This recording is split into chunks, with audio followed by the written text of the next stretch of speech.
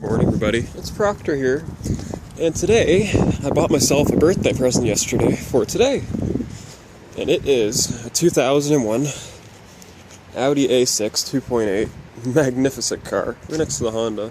The Honda's actually been parked for a couple days because it broke down, actually. So it was very unfortunate. The exhaust, I think the flange broke off or something. I don't know exactly. Let's get the Starbucks holder ready. There we go. We're just gonna start it, cold start it and warm it up. It's freezing out in Canada.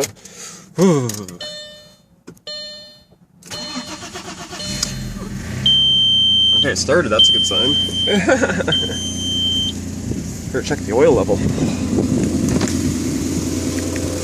think it's got a bit of an exhaust leak.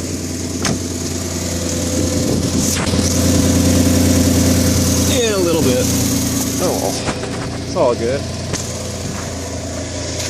Nice looking car though. Indeed.